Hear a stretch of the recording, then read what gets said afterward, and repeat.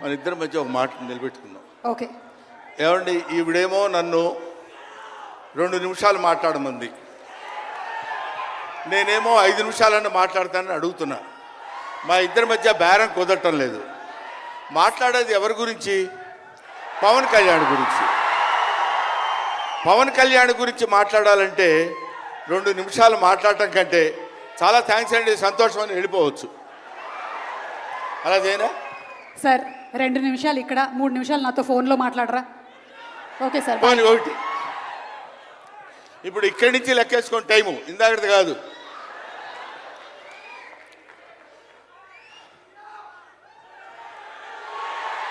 ఇక్కడ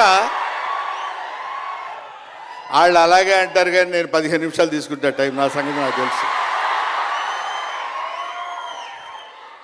పవన్ కళ్యాణ్ గారి గురించి నేను ప్రత్యేకంగా చెప్పాల్సిన అవసరం లేదు.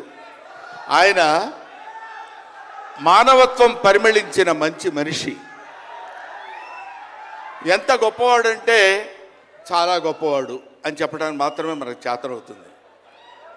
చిన్నప్పటి నుంచి ఆయన 17వ సంవత్సరం నుంచి నేను చూస్తున్నటువంటి వ్యక్తిగా నాకు తెలుసు. అప్పటి నుంచి ఇప్పటి వరకు ఏదో ఏదో ఏదో చెయ్యాలి అనేటువంటి తపనతోటి సమాజానికి ఏదో ఉపయోగపడాలి, I want to do something for the society sir అని చెప్పినప్పటి నుంచి ఇప్పటి వరకు నాకు తెలుసు.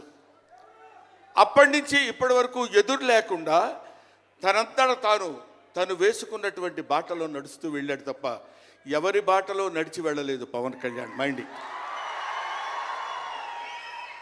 తన బాటలో వస్తున్నటువంటి ముళ్ళు, అవాంతరాలు, కష్టాలు, సుఖాలు తనంతట తాను ఎదురు తిరిగి రొమ్ము విరిచి నడుచుకుంటూ వెళ్ళాడు తప్ప ఎవరు వేసుకున్న బాటలో వెళ్ళలేదు. ఆయన వేసుకున్న బాటలో 10 మందిని నడిపిస్తూ వచ్చాడు. ఒక్క మాటలో చెప్పాలంటే ఆయన ఒక స్వయం శిల్పి, తన్ను తాను చెక్కుకున్నటువంటి శిల్పి. హీస్ ఎఫర్ట్ పెట్టి కష్టపడి పైకి వచ్చిన వ్యక్తి కాదు, హీస్ డెస్టినేషన్. నాకు తెలిసి ఆయన జీవితం ఒక అద్భుతమైనటువంటి సౌందర్యవంతంగా కళాకృతిగా తీర్చిదిద్దినటువంటి వ్యక్తి. ఈయన దేవుణ్ణి ఎందుకు నమ్ముకున్నాడు అనేటువంటి ఆలోచన మనకు వస్తే, ఏదో ఒక మధ్యతరగతి కుటుంబంలో పుట్టినటువంటి వ్యక్తి అలా అలా తను తాను పెంచుకుంటూ వస్తే తెలియదు భగవంతుడు ఎక్కడ ఎలా తలుపు తిప్పుతాడో తెలియకుండా ఆయన తను ఎలా మలుపు తిప్పుకున్నాడంటే, ఈయన సినిమా యాక్టర్ ఏంటి, ఎవరితో మాట్లాడు, ఎటు పక్కన నిలబడతాడు, ఈయన సినిమా యాక్టర్ ఏంటి అని మనం అనుకుంటే, కాదురా నువ్వు సినిమా యాక్టర్ అయి తీరాలని చిరంజీవి గారు, సురేఖ గారి ప్రోత్సాహంతో అక్కడ అమ్మాయి ఇక్కడ అబ్బాయి అనే సినిమాలో యాక్ట్ చేశాడు. పోనీ యాక్ట్ చేశాడు, అలా అయిపోయింది. అయిపోయిన తర్వాత అంతటితో ఆగాడా? మళ్ళీ ఎందుకు తిరిగాడో ఈ పొలిటికల్ లైన్లో తిరిగాడు. ఇది ఆయన చేసుకుంది కాదు, ఇది ఒక డెస్టినీ ఆయన నడిపిస్తుంది. అలా తిరిగి తిరిగి తిరిగి లేచిన కెరటం గొప్పది కాదు, పడి లేచిన కెరటం గొప్పది. ఎంతమంది ఎన్నైనా అనుకోనివ్వండి, సముద్రం అంతా ఒకసారి ఎదురొచ్చి గుండెల మీద కొట్టినా సరే స్ట్రైట్గా నిలబడి చెప్పగలిగినటువంటి ఏకైక వ్యక్తి మా పవన్ కళ్యాణ్.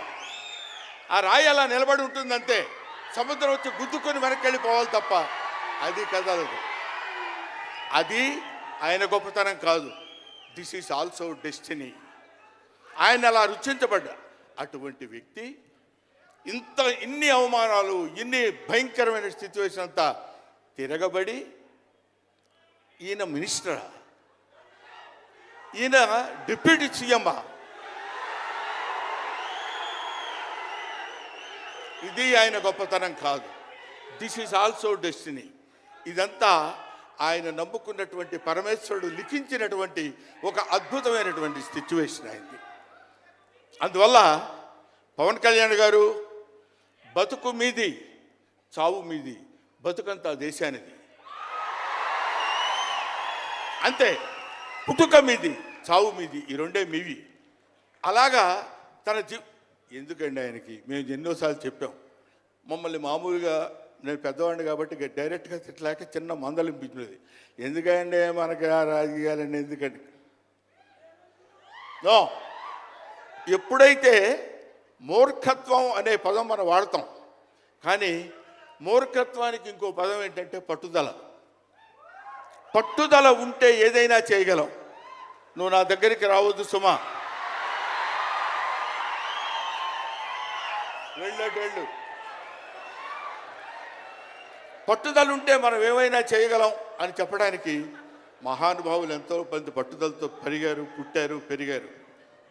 ఒక లాల్ బహదూర్ శాస్త్రి పట్టుదల.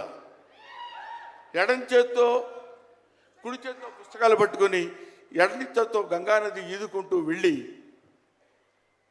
చదువుకున్నటువంటి దాదాసాహెబ్ ఫాల్కే అంబేద్కర్. ఆయన పట్టుదల. ఎంతమంది చెప్పినా వినకుండా నేను I want to know the truth అని చెప్పినటువంటి రమణ మహర్షి పట్టుదల, రామకృష్ణ పరమహంస పట్టుదల. వీళ్ళందరూ పట్టుదలతో పుట్టారు, పట్టుదలతో పెరిగారు. కాబట్టే ఇవాటి వరకు ఇలా నిలబడగలిగారు. ఇప్పుడు నేను చెప్పేది, రేపొద్దున ఆయన ఎంత గొప్పవాడు అవుతాడనేది మనం నిర్ణయించలేము, మన చేతుల్లో లేదు. ఇవాళకి ఈ స్టేజ్కి వస్తాడని మనం అనుకోలేదు. ఇక తర్వాత ఏ శిఖరాలను ఆయన అధిరోహించబోతున్నాడో అది ఆయన చేతుల్లో లేదు, మన చేతుల్లో లేదు. సకల సృష్టి స్థితి రేఖాడైన భగవంతుడి చేతుల్లో ఉంది.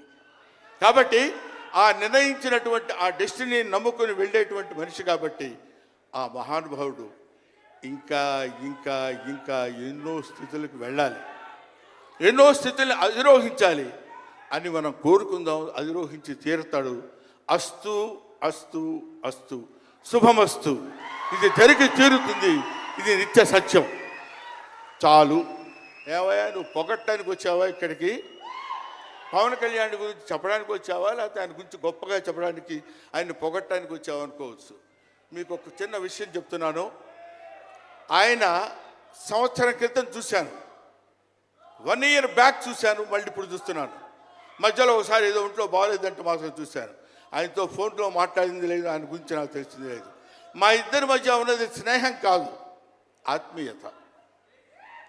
ఆత్మీయత వేరు, స్నేహం వేరు. ఆత్మలు కలిసేటువంటి ఒక అద్భుతమైనటువంటి సంబంధం మా ఇద్దరి మధ్య ఉంది కాబట్టి మనం చెప్తున్నాం. సరే, ఇక నీ సోది ఇది ఆపబోయా. చెప్పు హరిహర వీరమల్లు గురించి.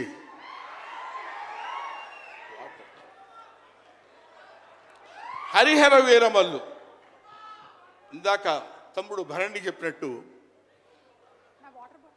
శివుడు ఒక్కడొస్తేనే, శివతాండవం చేస్తే 14 లోకాలు దద్దరిల్లిపోతాయని చెప్తారు. అవునా?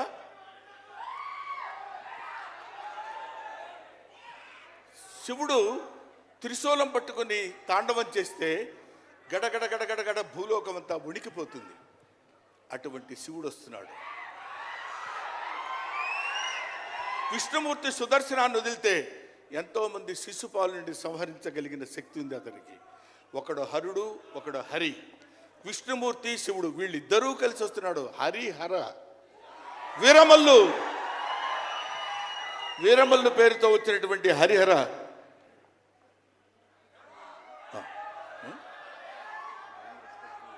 ఓకే, అందుకని హరిహర వీరమల్లు గురించి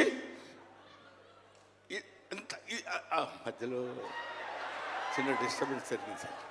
సరే, ఏదేమైనా ఆ సినిమా గురించి ఇంక నేను చెప్పాల్సిన పని లేదు, మీరు చూస్తారు కాబట్టి నేను మాట్లాడదు. ఎందుకంటే పవన్ కళ్యాణ్ గారి గురించి ఆవిష్కరించి ఆయన గురించి 2 ముక్కలు చెప్పాలని. సరే, సినిమా గురించి అంటారా, ఇంకా ఆయన గురించి మనం ప్రత్యేకంగా చెప్పాల్సిన అవసరం లేదు. ఆయన అలా కొట్టుకుంటూ ఇంకా రచ్చ కింద ఉంటుంది. ఇప్పటికే పవన్ కళ్యాణ్ గారు, మరి ఆయన జాతకం ఏంటో నాకు తెలియదు, ఇలాంటి స్టైల్. అప్పుడెప్పుడో ప్యాంటు మీద ప్యాంట్ వేసుకుంటే స్టైలు. ఆయన కారణ జన్ముడు కాబట్టి ఇంకా నన్ను అనవసరంగా వెనకాల జుట్టు పట్టుకొని లాక్కి వెళ్ళిపోయేటట్టుంది సుమా, మా అమ్మాయి. కాబట్టి I wish you all the best. ఎప్పటికైనా మీ ఒళ్ళో తలపెట్టుకుని ఎక్కెక్కి ఏడవాలని పవన్ కళ్యాణ్ గారు. Thank you very much. మిమ్మల్ని ఇద్దరిని చూస్తే మాకు స్వామి నదికి పోలేదా సీన్ గుర్తొస్తుంది. Thank you so much Brahmanandam గారు. మనకి టైం రెస్ట్రిక్షన్స్ ఉన్నాయి కాబట్టి ఆ టైంలో క్రమశిక్షణ పాలించాలి.